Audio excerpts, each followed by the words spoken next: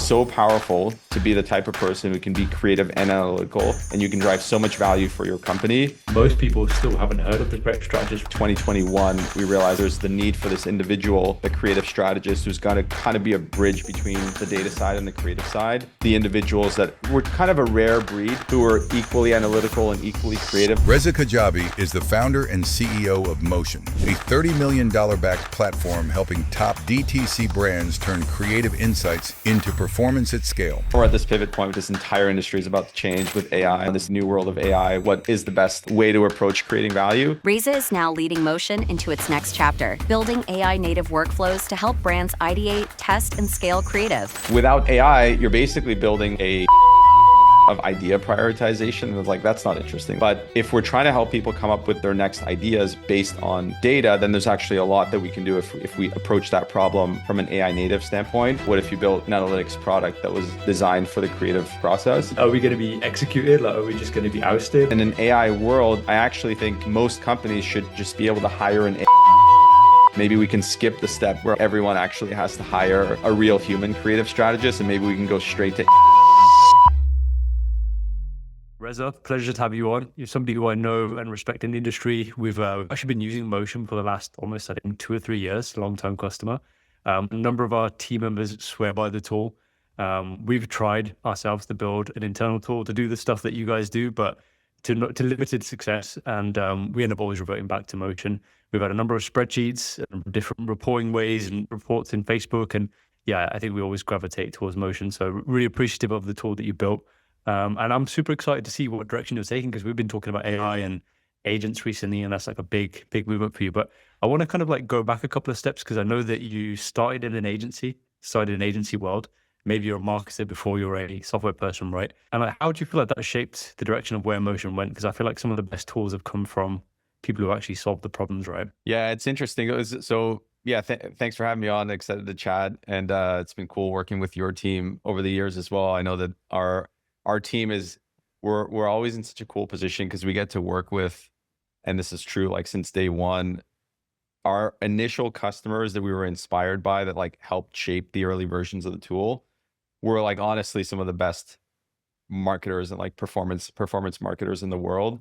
And we spent a lot of time like looking at their spreadsheets, looking at like their elite setups, and people did some really fascinating work. And then over the years, we've just been really fortunate to work with like truly some of the best teams in the world.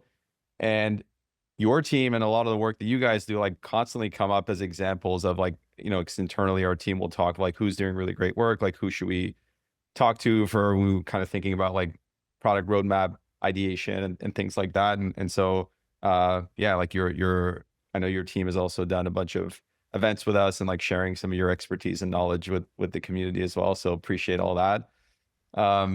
And yeah, to your question, the interesting thing about, there's like a bit of a misconception in like my background and prior to Motion, how the business that we started kind of became an agency. It didn't actually start as an agency. So it's a very long story that goes back almost, I want to say like 10 years now, where we were actually one of the first apps in the Shopify App Store at the time, where the App Store was just getting off the ground. I think Shopify had like 50,000 merchants on the platform, and we had an app that we built called Shoelace. And at the beginning, it was like a way to sync your product catalog between Shopify and Facebook, just because like dynamic product ads were new, and it was very clunky to like sync your product catalog. And so we had a like simple little tool in the App Store that really took off and became pretty popular. Eventually, as we just started to get a little bit more ambitious with like what the app could become, I was looking at one of our early investor decks, and it was around this idea of trying to automate advertising. And so we tried to build this like automated advertiser. It was like kind of ahead of its time before AI. And we had done a lot of things manually there. We automated as much as we could. And then we had our internal team using internal dashboards to like click buttons and be able to, for example, help, I don't know, 500 customers at once or something. Like we hadn't gotten all the way to automation. And so anyway, long story short, like our customers judged us by performance, right? So we were kind of trying to build a software company where we were judged on like ROAS and performance, just like an agency was. And anyways, over time, we found it very difficult to like fully automate an entire job role. And then we pivoted the business to become a marketing agency. This was around the end of 2019, 2020 is when we turned that business into a marketing agency. And then it immediately became profitable, and it was a great, like, the business was struggling prior, and then it became super profitable immediately after. At that point, I was like still fascinated with software. I've always loved marketing and love software. And we still had a relatively large engineering team at that point, maybe not super large, but it was like, a dozen plus people. And even though the business had become a software company, we didn't really need an engineering team. I felt like now that the business is profitable, we can like spend our time working on new stuff and coming up with new ideas. And then I went off with a bunch of our early engineers, and eventually that turned into Motion. Motion kind of takes off. We spin it into a separate company. And so that's like a bit of the background. And so I was kind of fortunate to be in marketing and commerce and like paid social advertising, like basically for the last 10 years. And a lot of our early customers at the time were also agencies and like performance marketers. And so I've just like really loved this category and have spent so much time in it. And so I have a lot of like strong opinions about now in this like new world of AI, what is the best kind of way to approach creating value. But at the time, the insight that led to Motion, like you obviously remember this well, because like you guys were very, I think, quick to understand this as well. But like around 2020, everything kind of shifted to creative being the number one most important thing in advertising. And it kind of it was crazy how quick it happened. Like I remember that year in 2020, it was like that was the year where it felt like everyone started talking about just how important creative had become. And like there's a number of reasons why that happened. But then it was like, now that creative is the absolute number one most important lever for performance, it opened up a ton of problems and challenges, particularly around how the creative team and the media buying team would build a rapid feedback loop. Like that was really like the way that we articulated the problem early on, is that the creative team needs to produce a ton. The media buying team is learning a lot. Those learnings need to be pumped back into the creative process.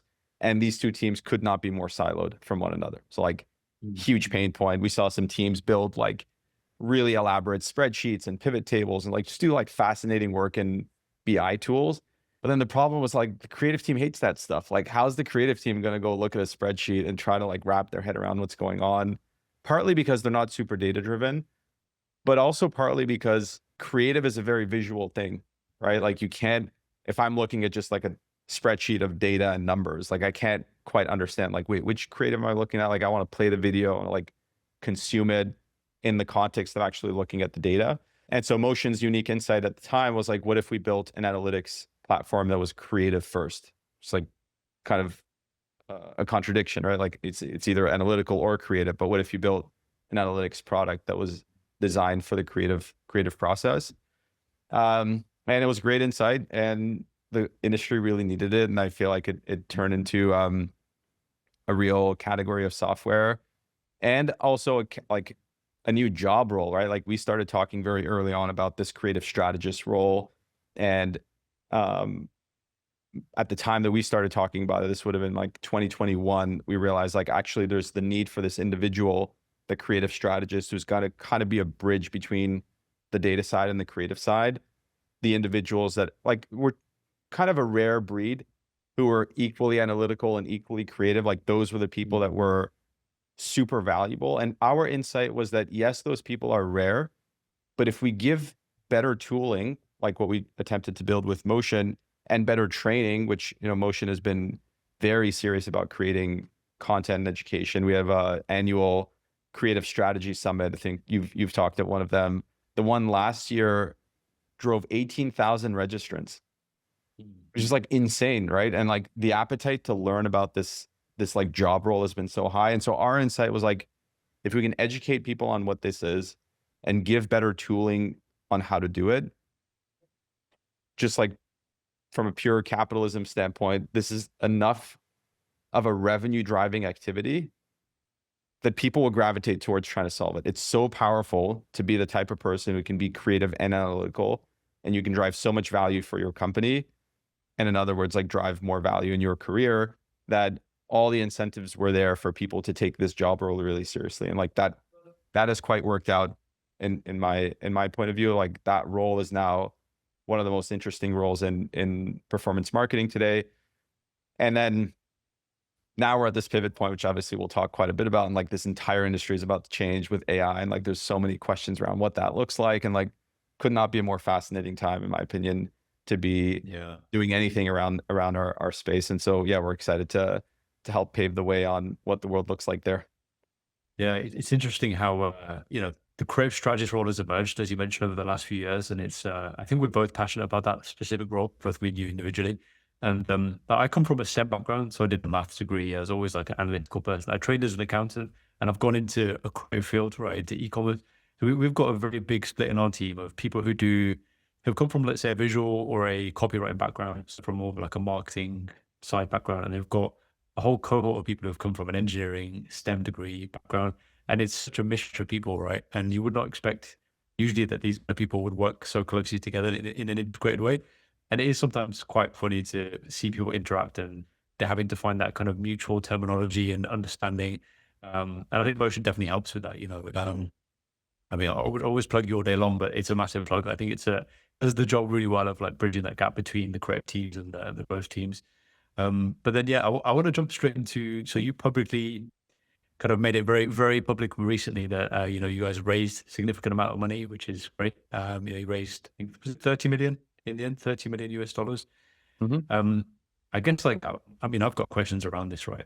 First of all, just send you a check for 30 million and deposit in your bank, or is it something that kind of you have to prove over a period of time? And you can answer whatever you're comfortable answering on this one. And like, how do you plan to spend the money? Like, what is the actual like game plan? Yeah, so usually the way these rounds work is that it's all wired one shot to your account as I guess part of a funding round. It's not like they're not typically structured as like step ladders. The way that kind of progression step works is more around you have different rounds of funding. So like this 30 million that we raised was our Series B. So we had raised a small seed round of $6 million, I think, in 2022. And then we also raised another small Series A that we didn't even announce. Like the business was very efficient and growing fast, so we actually didn't need a lot of money. And we raised a small $6 million Series A that we didn't even announce because like it was like not that much money, so we didn't even talk about it. And then 2024, towards the end, we did our Series B for 30 million.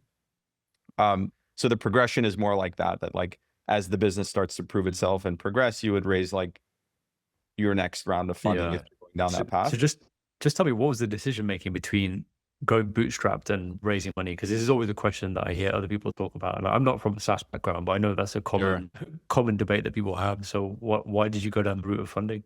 Yeah, so we never really considered bootstrapping. I think there's an in-between ground as well that not enough people talk about, which is basically like raise one round of funding and never again, right? So you could raise, for example, a small round of like $4 million at, let's say, a company valuation of $15 to $20 million. And then that still gives the company a lot of optionality to be able to sell if they wanted to and still have a return for their early investors.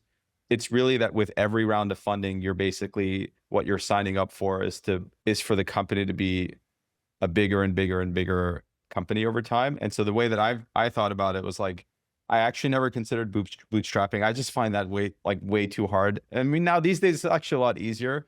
Software is easier to write and easier to deploy. So I actually do think this is a really fascinating era for people who want to build software companies and do it without raising outside capital. I actually think it's a lot easier to do that now. But my calculus early on was like, you raise a little bit of capital, you give up a little bit of the company, you accelerate a ton of early product development. And then as long as you're honest with your investors that like, look, if this thing turns into a really big market opportunity, we will keep raising money and we'll keep kind of going and try to build a big business. And if it doesn't, like, we'll be honest about what the true market opportunity for that business was. And like, that was a conversation that I had with our investors early on. One of our investors, the one who led our seed round, asked me this question. She was like, what's your ambition? Like, what do you want to do with this business? And like, my answer at the time, because everything was still so early on, is this creative strategist role going to be real, like, yes, there's something really interesting on creative becoming really important, but how far does that go before it changes to something else? And so my question was like, it's very clear to me that there's a meaningful sized business to build here. I'm not sure if there's like a public company to build here, but if along the way we learn that there's a really big business to build here, then I'm very excited to pursue that, and we'll kind of keep going based on that. And that's basically what happened is over the last few years, our confidence on just how big the market is for the problem that we're solving has made me feel like there is definitely a very large business to build in this category, which then makes it obvious to raise more capital. Like really the only ever mismatch between bootstrapping or raising capital becomes around the size of that business, which is why there's like this cliche where investors are always obsessed about TAM and like, what's the market size? Like there was early on this, anyway, this is now a massive tangent, but sounds like you're interested in it a little bit. Like there was an investor that passed on Shopify early on because their claim was that there's just not enough people in the world starting online stores. So like this market's not big enough for a venture scale business. Like they were so wrong, right? The thing that they were wrong about is that, yeah, maybe at that time it wasn't that big of a market, but the trend was going towards a place where this market is actually going to be massive and really, really big. So it really just comes down to that. It's like, are you operating in a relatively small market with lots of competitors and not a lot of differentiation? Or in the case of Shopify, you're operating in this like multi-trillion-dollar market and you can be the number one dominant company and build this massive, massive business. So I think as long as the founder is honest about that question, both from like, what is their aim and aspiration, it's very different to like, you can build a company, get to a few million in revenue, sell it, and that's a life-changing experience. And that is actually great. So I think it just comes down to like preference and what people want to do. So it's a good question. I think it's very, very personal to the aspirations of the founder, but more so very much related to like being honest about the market opportunity. So when we decided to raise the $30 million Series B, at that point, I was like extremely convinced that the market opportunity for what we're working on is worthy of around that big. And I had no doubt about that at that point, which is kind of what led us to do it. And I think you asked like the plan for how to spend it is kind of what came up. But like, you know, a big part of that is to accelerate our roadmap. That's generally one big reason to raise more capital, is that like we just have so many things that we want to build that we know would help our customers and help the ecosystem. And when you start the crazy thing, and again, this is now AI is making it easier and better for software that you can just like do a lot more faster. But even then, if any of our customers, for example, are watching, like they probably have a million things that they want from us that would make their lives better and easier. And there's always going to be only a few of those things that we could do really well at any given time. And our options are like do more things and do them poorly. That's not great. Another option is like do things and it'll just take a very long time. But if you want to do more things at a high quality and do them faster, it helps to grow the team and have more individuals kind of working on more problem areas. So that was a big part of it. And even on the education side, we've invested a ton on our content team. I think our content team is now like maybe 8 or 9 people. And that was another big area of investment for us, is like the education around this problem area feels really important as a part of expanding our market. So if we think about like growing our business, part of that is growing the market fast. Part of growing the market fast is educating the market. And it also works well as like, obviously every company wants to grow. And so the more we do that, the more we grow our customer base. So I think that was another, basically evangelizing the category of creative strategy and accelerating our product roadmap were basically the two big reasons for raising a lot of capital. And I can kind of validate some of your thinking there, because when you talk about total addressable market, I mean, I'm based in the UK. Most of our work is in the US with US clients, right? But when I speak to UK brands, pretty well-known brands, and I say, hey, have you heard of Motion? They're like, no, we haven't heard of them, right?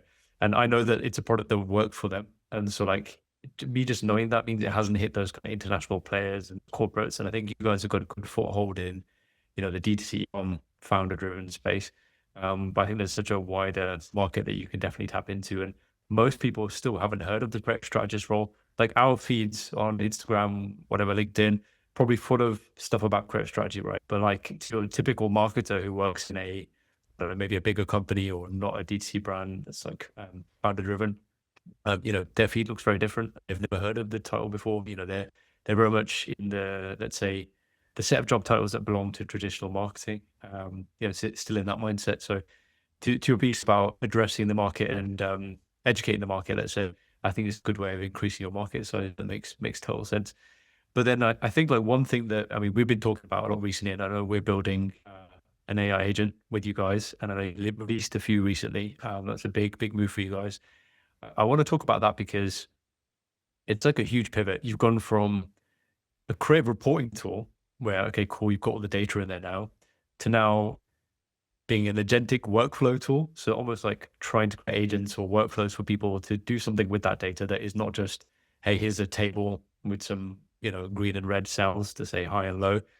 You're trying to take it a step further, which is very interesting for me because in fact, before I found out that you guys were doing that, I started experimenting with NA10. So NA10, for anybody who doesn't know, is kind of similar to Zapier. It's a flow builder. It's very much like an if this then that principle type tool. So if you see this trigger, go and do this thing. And I think, how much of your thinking was inspired around Zapier and make.com and NA10 and like where was that going? Because for me, that is like super interesting. Yeah. So what's interesting around like kind of it feeling like a pivot makes a lot of sense from the outside. Internally, it could not be more natural to us because since day one, we are obsessed about the creative analytics as like a problem category from a software solution, but we understood that we exist inside of the creative strategy workflow. And so if you look at all of our content from day one, it was always about the entire creative strategy workflow. It was not like, hey, let's just create content about how you do better at creative analytics. It was like our customers are trying to figure out how to make winning ads, how to make more winning ads on a more repeated basis. And there's many steps that go into that. Like we observe that the best people in the world follow this like pretty rigorous process where they do a bunch of research, they do a bunch of analysis. Then there's like an ideation process, there's brainstorming, you prioritize that, you create briefs, you come up with, and then the whole flywheel kind of goes again and again and again every time. And motion played an interesting role where we're like, it's either the start of the process or the end of the process, depending on how you think about it. If you're coming up with new ideas, you might look at how the last things have performed, right? Or when you've finished executing those, you want to go back and see how they've done. So like we've existed in part of that workflow, and it's been really cool to see that. And then we've always observed like, okay, what are people doing before and after motion? Like before they're doing motion, maybe they're doing more like competitor research, and after motion, maybe they're coming up with synthesizing those learnings and coming up with new ideas and like prioritizing what to do next, basically. And our vision has always been to basically complete as much of the flywheel as we can for our customers. And when we started to think about what's the best way to start helping people continue on into the rest of the workflow outside of motion, it became very obvious that like that part of the equation needs to be AI native, because if we want to help people figure out what to do next, without AI, you're basically building what, like a Kanban board of idea prioritization. And it's like, that's not interesting. Like, it's like a billion Kanban boards in the world. But if we're trying to help people come up with their next ideas based on data, then there's actually a lot that we can do if we approach that problem from an AI native standpoint. So that's kind of where it felt very natural to us to say, we want to help complete the rest of the workflow. That has to be viewed in an absolutely AI native way, because the technology is now just so fascinating and it's so capable now. And so that was the starting point. And then with the, okay, how are we going to do this? The workflow builder is really interesting. And like, you've seen this, we have a workflow builder that partners like you can use to kind of build your agent, but we've not actually gone to market selling licenses to that builder and putting that in the hands of our customers. And there's a very specific reason for that, because our view is that most people don't actually want to sit around building workflows. Most people want to like run a workflow and just like carry on with the rest of their process. And you've seen this with we have an ad running. It's so funny. If we can link to it afterwards, you should definitely share it with the audience. It's one of our most like top performing ads, where a member of our team is talking about this kind of cliche where someone describes their N8N workflow or something, and then says, comment XYZ, and then I will share my workflow with you or whatnot. And in the ad, he basically describes that person and says, all you have to do is you have to like admit that you're a worthless slug, and I'm like the prompt daddy. And like, it's just so funny the way that they did that ad. But the point is that like most people actually want to like benefit from a workflow that somebody else has created. And so that was our thinking behind this kind of agent marketplace, where partners that we really respect, folks like you and like Jess Bachman and others who've built their initial sets of agents with us, is something that a lot of our customers would deeply benefit from, because we saw a massive imbalance between how like exceptional teams operate and how everyone else is kind of aspiring to be like that. And so we're like, if we can create a revenue stream for the exceptional teams to share some of their expertise with the world, and have that be not just, because you guys will come up and you'll do a content event with us, and like people who are really amazing, they like talking about what they're doing and their workflow and how it works. And like, obviously it's good business development for people to do that, because people will then learn about, oh, well, okay, these guys are amazing. Like, let me go and do business with them. And it makes a ton of sense and everyone wins. And our view is that like helping those people commercialize an agent that they can put out into the world is both really interesting, like commercially for those individuals, and also like helps educate the market. And so it made a lot of sense to us. Like, I will say though, that these agents, we kind of think about, and this is to your point about market size, and you said like, there's still a lot of people who don't know about motion. And I think that's true from a market size standpoint, but we view it as like the creative strategist role is very nascent and new. And in an AI world, I actually think most companies should just be able to hire an AI creative strategist. Maybe we can skip the step where like everyone actually has to hire a real human creative strategist, and maybe we can go straight to AI creative strategist in a world where, you have another in B2B sales, there's a job role called the SDR, the sales development rep. And there's a very common category of AI called the AI SDR, who will do all the grunt work to basically outreach for you and so on. But like, that is AI being implemented at a established job category. And what's interesting for the creative strategist is that that's an emerging job category. And a lot of people find it difficult. It's like, how am I going to find someone who's like analytical and creative at the same time? Like, this is a rare type of person. And for a lot of companies, it's hard to justify that as a full-time job, right? Because it's like, maybe if you're a brand that's spending 6 figures or more in media spend per month, it starts to make sense to like make a full-time creative strategist hire. But for the like hundreds of thousands or more brands that are smaller than that, they probably actually can't hire a full-time creative strategist. And so it feels like a really good fit to apply the need in that market with an AI creative strategist, with the help of some of the best creative strategists in the world doing that. And so we're just very excited about that opportunity, both for us and our partners like you, to be able to help evangelize this category more, help fill in a void in the market for people who can't quite hire a full-time creative strategist. And that, agreed, is a totally different business model for Motion than like selling an analytics product. But our view is always like, what we care about is the creative strategy flywheel. What we care about is the creative strategist. Like, we always viewed, when we looked inside of Motion and we were like, who is our power user? Who are the users who are coming to Motion every day and using it extensively?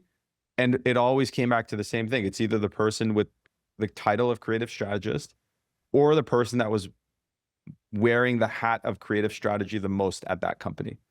And so like very early on, we identified our customer as the creative strategist, and we were always asking like, how do we serve this customer better? What do they need? What do we build for them? So to us, it feels supernatural, but kind of a change from creative Yeah, reporting. it's a big change. Interesting one for us is that we try to put motion in the hands of our executors as well. So we'll say to the editors like, hey, go into motion, check what ads are working from your own ads, and get them to take responsibility for the outcome of their own work. So in a way, we have both creative strategists and executors, let's say content creators or video editors or whatever. And we try to encourage them, but like everybody to kind of put their strategy hat on.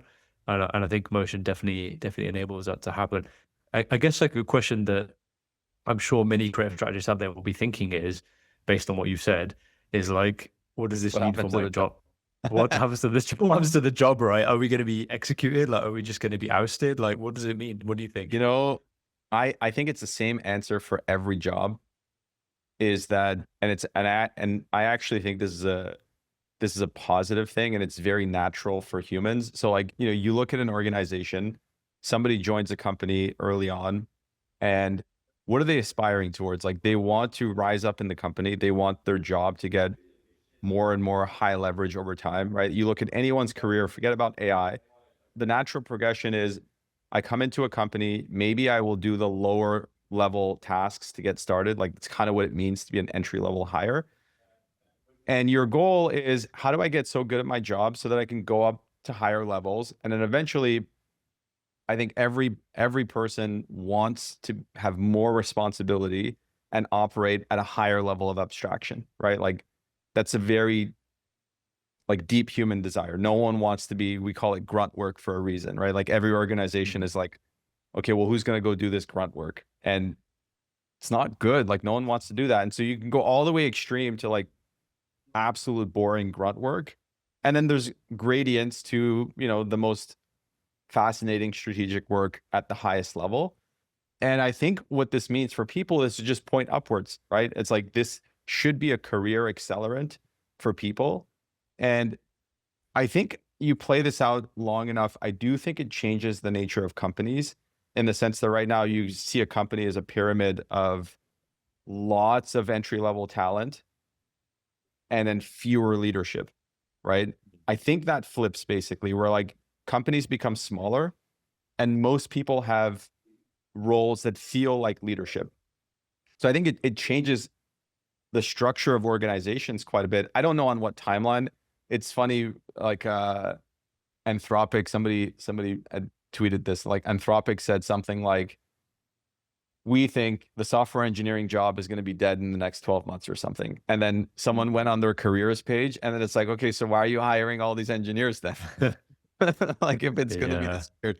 Like, I don't know if what I'm saying happens overnight, right? Like, but because of the pace of AI, things that compound exponentially tend to kind of surprise everyone at the pace of it. So like, maybe it's not next month or the month after, maybe it's not even 2026, but it's certainly coming in the next few years where organizations are going to be a lot smaller. So I think overall, that's a net positive because that means companies are always thinking about, wait, how can I operate more lean, right? That's great. There's an answer for that coming. And employees and people in their careers are always wondering, how can I do more strategic things? So I think what that means is more people will start companies and there will be more companies. And those companies will feel like, what if all you had was like roughly the director level talent and up?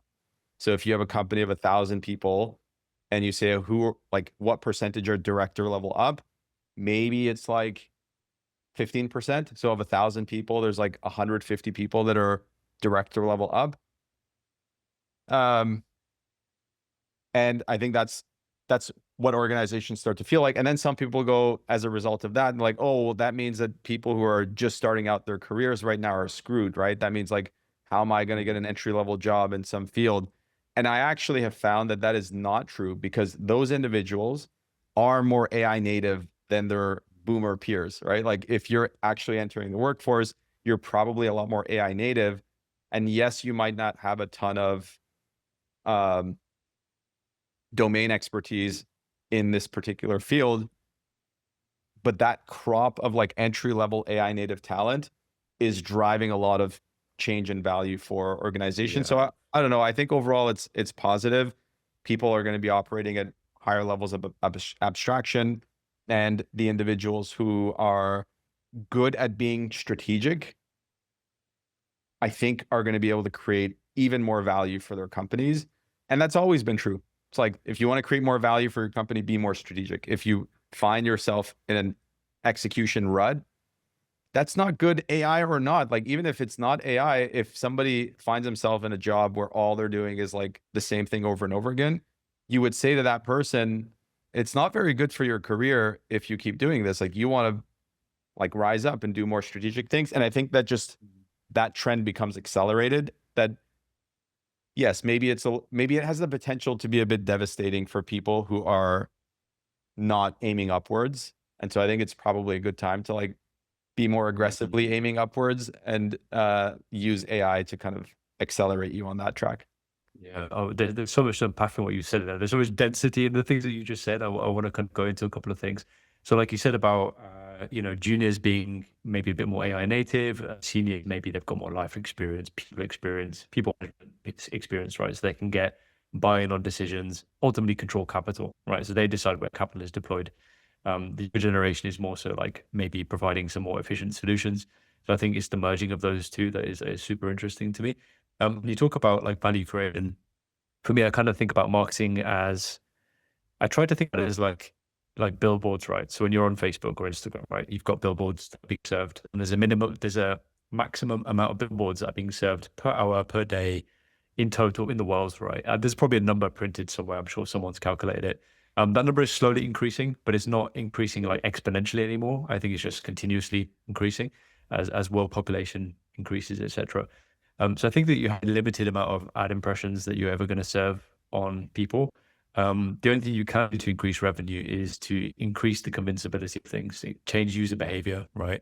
I think AI does actually provide some very entertaining content that is just not possible without AI. And I watched some things recently that like blew my mind of like, wow, this is like actually captivating, like super, super interesting. And I think some of that is going to end up getting put into advertising. In fact, we've been doing it ourselves. We've been putting some things into ads, which we just wouldn't have had the production budget to do. It would have cost us hundreds of thousands, right? We're getting them done in like seconds.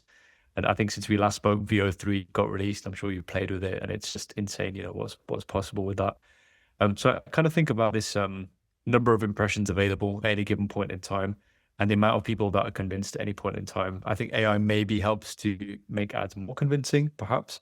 But I also think that, let's say that levels out and there's only a certain number of ad impressions to serve. I think in the end, what human beings seek, and this could end up being a theological, philosophical debate very quickly, so I don't want to go too deep into it. Human beings crave novelty. They crave things which are unique and different, right? And I think in an AI world, things start to homogenize and be based on all similar data points from the past. And I think the people who will stand out the most, produce the most value, and the elite creative strategists, let's say, are the ones who are able to produce the most amount of novelty, whether it's with AI or not with AI, right? I think it's going to be a combination of both. I think the people who fully rely on AI on its own and no human creativity aren't going to win. I think those people are just going to end up producing, that's going to be mass produced, and there's a market for that. There's a certain value attribute to that. But I think that value will be aggregated to a handful of people, to be honest, less and less people. And I think that the people who will have a chance to fight from the ground up, from nothing, will be the people who like apply their human creativity. So kind of like, I guess my TLDR is, I think human creativity is still going to be important, because we create novelty when everything looks the same, right? And if you look at thousands of years of human creativity, we've carried on. Human history has showed us that we've carried on iterating, even if we've copied the shit out of each other, right? Everything still looks slightly different. Yeah, and I think one of the aspects of like operating a higher level of abstraction is like, if you look back to some of the more old school advertising principles, like the David Ogilvy's of the world, like that era of advertising. One of the things I've talked a lot about with our head of content, we were kind of talking about this concept, is that like early on we were talking about the feedback loop between the creative team and the media buying team, and kind of needing to reinforce learnings back into the creative production flywheel. I think if you take that to a higher level of abstraction, what you start to see is that what we learn on the marketing side and on the creative side should have a feedback loop right back into the core business strategy, right? I think when creative strategists start to like rise up in the way that they view themselves in their job, it's not like, can I create a better hook tomorrow. It's like, yeah, that's great. That's today. But what you want to do is like, how do I take the learnings from our market to influence the way that our business operates? And a good example of that is, you know, you look at the Dr. Squatches of the world, and the attention grabbing ethos of that brand is baked right into the brand, right? That's not something where it's like, okay, we're a boring brand, and then now let's hire some cool creative strategist to take this boring brand and go like make some ads, right? What I think you'll start to find is the fully integrated nature of advertising and business strategy are like basically the same thing. And you can't have this world where like you have these like business leaders who are going and doing something off on this side, and then like, hey, creative people, go sell this thing. It's like, no, that's not how that's going to work. Like the actual essence of the product needs to be informed by the go-to-market strategy of that product, right? And like in a way that where, to your point about the limited slots of billboards for attention, that's how you basically stand out, is that this company didn't just make a cool ad. It's that everything about this brand is interesting to me in a way that stands out. And the only way that you do that is by having like collapsing the silos, not just between data, like creative and media buying, but like collapsing the silos between advertising and the business. And like I was talking to an advertiser that I really respect, and he kind of talked about how today you might see the big brands will like come up with a brand strategy. They might then go and like buy some TV slots from that, and then they'll try to take that content and like chop it up into paid social. Whereas everyone who lives in paid social knows that like there's no way that's going to work. That's not the right way to view it. Something should be like more natively social, and then you can extrapolate from that like a big campaign that you maybe have understood could work on a large number of people. And so I think our community of like paid advertisers, who are, I think, the most elite marketers on the planet, particularly for selling like commerce products, because like the margin is so thin and you have to actually drive real revenue performance. Like I've always had such respect for this group of marketers. And right now you might, I think, look at this group of marketers as basically one subset of marketing. But I think the more time goes on, like this becomes the actual like heartbeat and engine of marketing, and the companies who understand that, I think, are going to be the ones that do well. It's like when you're coming up with a brand narrative, you're designing that brand narrative to be very well aligned with the paid social strategy, which like, I think you say that to any paid social advertiser, they're going to say like, of course, that's the right way to do it. That makes so much sense. That would make my job as a paid media buyer like so much better if like the people thinking about brand strategy were fully aligned. Whereas, you know, the classic thing of the brand team is like, no, this doesn't fit with our brand guidelines, or like things like that. Like those kinds of things I think will start to collapse. And the nature of the role, I think creative strategists should really start to think about themselves not as like, I can't impact anything that happens in this business. All I can do is work with what I've got and make the best possible ads that I can make to win. And I think we'll start to see that shift to be like, no, the creative strategy starts to inform in a very big way the business strategy. And I think the companies that build a really rapid feedback loop around that are going to be the ones that win the fastest in the AI era, and the ones who have the biggest gap between the two are the ones that lose, which is why we don't mind accelerating the automation of the creative strategist job, so that like today's creative minds could basically start to like level up and create business value at one level higher of abstraction by influencing like, hey, how do we actually think about running this business? Yeah, I just want to kind of round up by maybe talking a bit about the agents we've been building with you guys, and like how it's so I guess like what I'm trying to say here is you've got, let's say, broadly speaking, iterative work in creative strategy. You've got new concepts, right? And you can kind of almost divide them into, although there's a bit of a blurred line between the two, right? But let's just talk about, let's say, an image ad, right? Where you're swapping out a headline, or maybe you're swapping out an image, or you're doing a color or whatever, right? You're doing some iterative type work.